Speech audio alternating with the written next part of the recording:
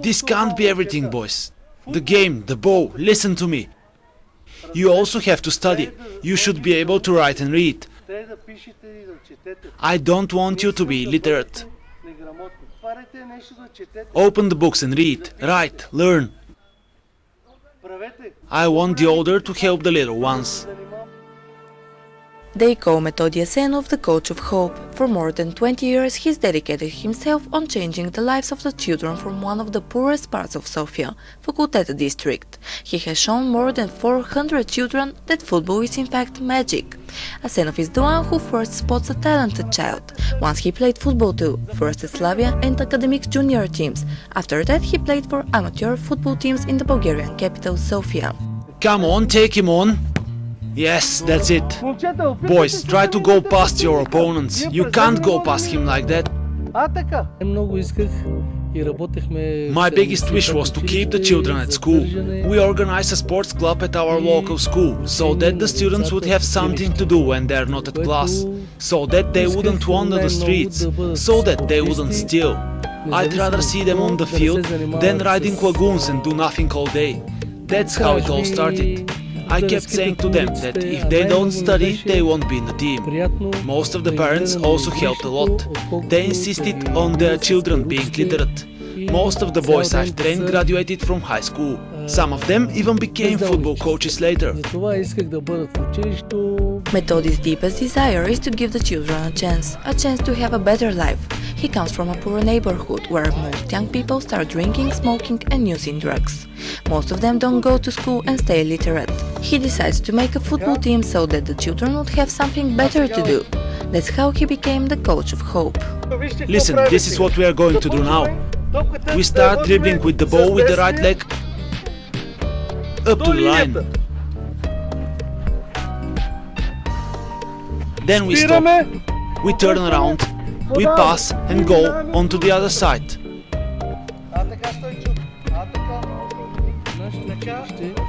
Unfortunately, the local school isn't doing anything to promote sports. There should be more children who love sports.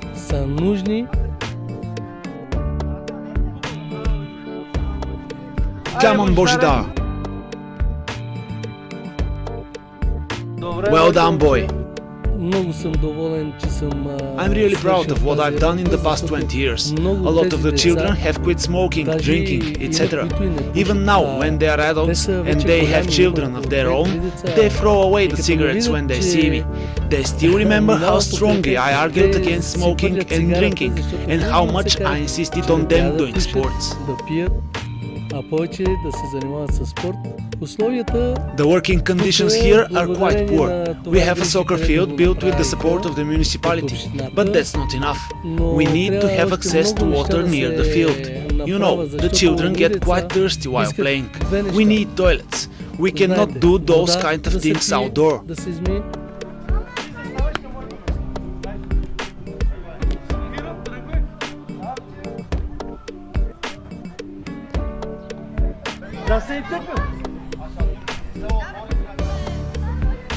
Here, I control the ball, I pass it, see?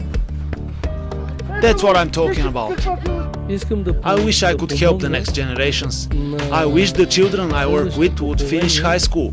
Maybe some of them would become coaches if they wish to. I wish some of the boys from the hood would be as successful as Sasho Alexandrov or Marian Ognjanov. The latter proved that he is talented, both in Chernomore and Levski.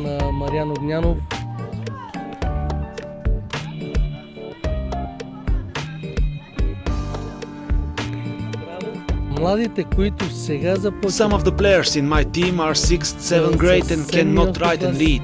On the other hand, they are good with computers. I want them to be literate and to have a good life, no matter how hard that is.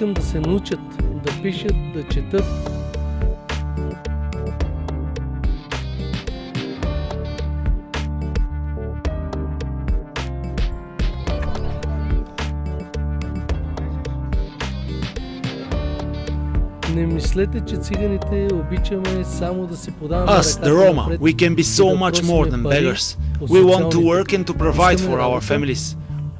която да задоволиме нашите семейства. We are normal people just like everyone else. All we want is to grant our families normal living conditions. Както и всички останали по света. Защо топката ще я вземеш от? Listen to me. Why do you dribble with the ball to get there? Your angle is not good enough. You could go around and then hit the ball. Някои мислят, че аз от това нещо взимам. Some people think that I earn so much money from the football team, but that's not true. Not at all.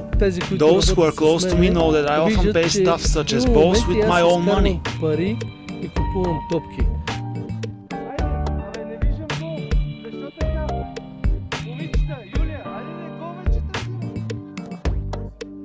We will be working with 50 children this year. My team and I, Victor, Hristo, Rumen and Pepi, we are thinking about splitting the children in separate age groups, so that each of the coaches will be working with fewer children and we will be able to give them more attention. We also want to participate in the Sofia Championship, so that the children would feel the joy of football. I have often paid with my own money for the needs of the team. Tournament entry fees, travel costs. These children cannot even buy a ticket for the public transport themselves. I also buy them water and food. They just can't afford it. I try to help them however I can. As I told you before the start of the practice session, first of all, you need to respect yourselves. You have to be good to the children, to be honest with them, to love them as if they were yours. And in a while, when they grow up, I'm sure they will be grateful for all I've done for them. Jesus Christ says, "Let the children come to me." I'm not Jesus, but I want to help them, even if only with a good advice. In order to be successful, they need to believe in something, to have faith. The only way the children of this neighborhood could change is through sports. Those who now start training will later make the others fall in love with football too. For the past 3 years, Metodi's boys are a part of the Bulgarian national team for people who have faced homelessness or social marginalization. The team often participates in the Homeless World Cup tournaments. 5 of Metodi's players were a part of the Team of Hope in Amsterdam in 2015. A year later in Glasgow, there were 6 of them. This year, 2 of the boys he's working with are going to Oslo. Meanwhile, 2 of the players, who were once in the Team of Hope, decided they wanted to keep on playing football and are now a part of the 3rd division football team, Bote Fihtiman.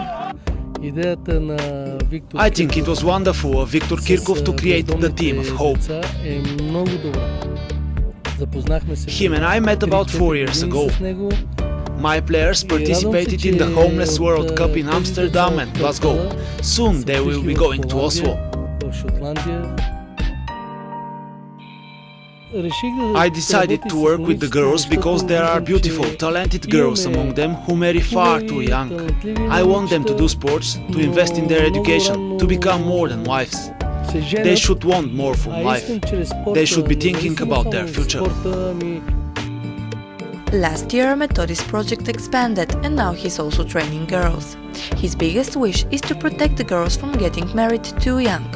Girls from Faculteta District usually marry at the age of 13 or 14. They are forced to quit school, they stay illiterate and are forced to look after a family while being children themselves. However, football gives them a chance for a change. It gives them an alternative to becoming a housewife and a mother, far too young. You did pretty well. It's our first lesson after all. We need to keep practicing.